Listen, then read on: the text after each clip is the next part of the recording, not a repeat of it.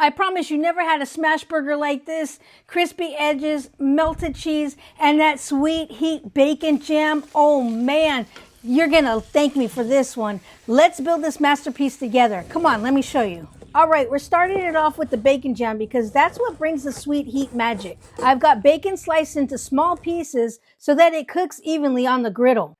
Just spread it out and let it render. You want it crispy, but not burnt. You want that sweet spot. While the bacon cooks, I'm slicing up 2 yellow onions. These are gonna soak up all that bacon flavor. Once the bacon looks good, I'm gonna pull it off, moving it to the cooler side and leaving all that render fat in the center. That's what it's gonna give the flavor of the onions, and we're gonna throw the onions right straight onto it. Let these onions cook low and slow. They'll start to get softened first and then turn golden brown and then deep into the beautiful caramelization color. This is where the jam gets its deep sweetness. Now let's add in some brown sugar, a splash of apple cider vinegar, and a little bit of maple syrup. Now here comes the sweet heat. I'm gonna toss in some diced jalapenos and a pinch of smoked paprika. Now give that a good mix and we're gonna toss that onto our onions and bring it to a boil. The sugar melts and the vinegar cooks down. It starts to turn into a sticky, glossy jam. You want this thick enough where it could have a line on the spatula. Let's move this off to the side while we get our burgers going. Now here's the fun part. Smash those burgers. I got 80-20 ground beef proportions into loose balls. No seasoning just yet. They sear better when you smash them first, then you put the seasoning on.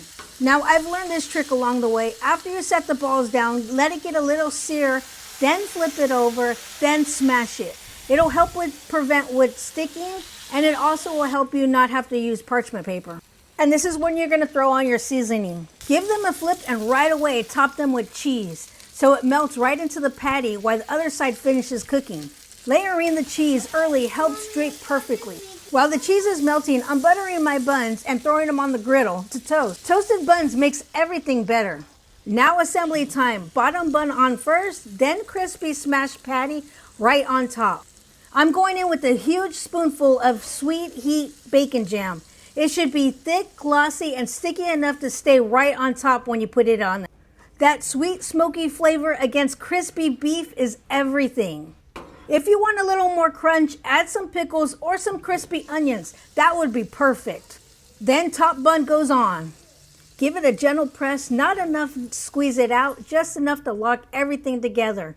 The cheese melts into the jam melts into the patty, and the smell is just insane. This is the kind of burger that drips a little bit in the best possible way. And that's it, sweet heat bacon smash burgers fresh off the griddle and ready for that taste test. Oh my gosh. Bacon heat jam on a burger, next level. You have to try this.